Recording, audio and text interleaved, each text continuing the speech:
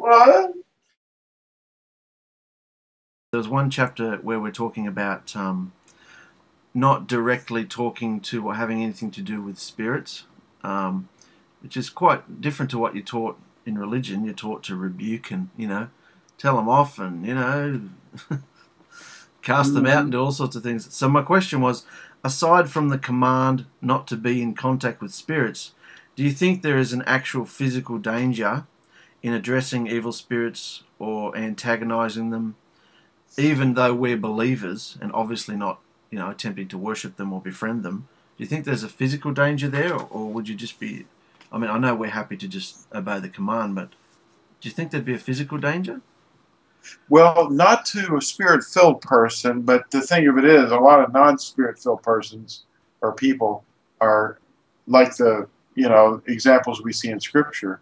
It says that greater is he who is in us than he who is in the world. It's speaking about the spiritual connection. But the ones that are not, that are just listening and they've just learned to mimic, they're not spirit-filled, and Yahushua's not in them. And, that's why they fall away and they convert to atheism or Judaism or whatever.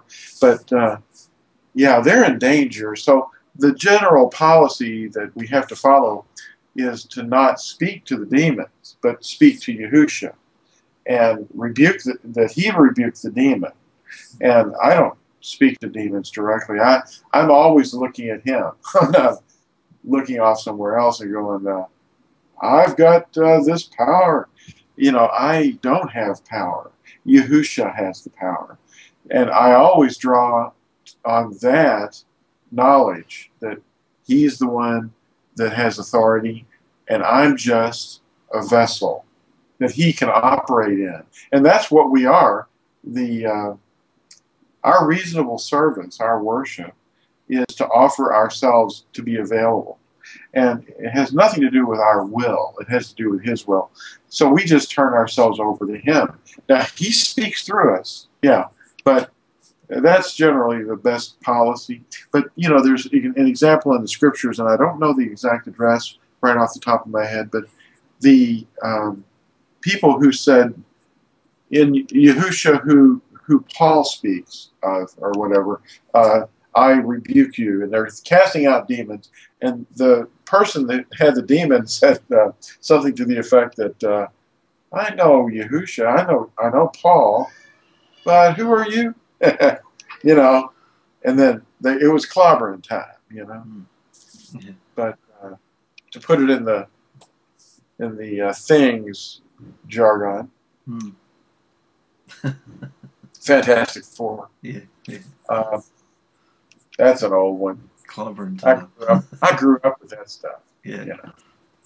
I knew more about that stuff than I did about Scripture by far. Yeah. But yeah. Anyway, the spiritual warfare is prayer, and us speaking and connecting and staying connected with Yahushua. Pray at all times, And I think that's the best policy. And if anybody's got a better idea that's superior to that, then I haven't heard of it, But I'm always willing to listen. And if there's a better approach, but us going up against the demon, that's Peter wrote about that. He mentioned it in one of his letters about the spiritual realm, and we just can't, because see, they're a higher creature and a higher order. They're able to see us; we're not able to see them. And, they've got abilities we don't have, and great power, and we just can't do that stuff. And Peter says that it's just ignorance, But I do know this, that the one that's in us, if he is in us, is able to handle anything. I mean, by his word, in fact, just by his thought, he's holding all things together, including the existence of the spirit that we're being confronted with. So all he has to do is just sort of forget that spirit exists, and it's gone. I mean, gone. Yeah.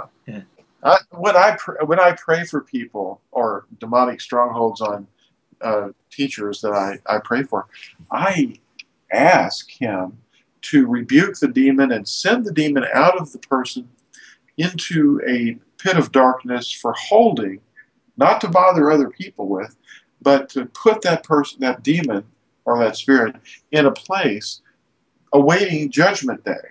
You know, at the end of the 1,000-year millennium. You know, when everything is judged, and including the spirit, and they'll all come forth.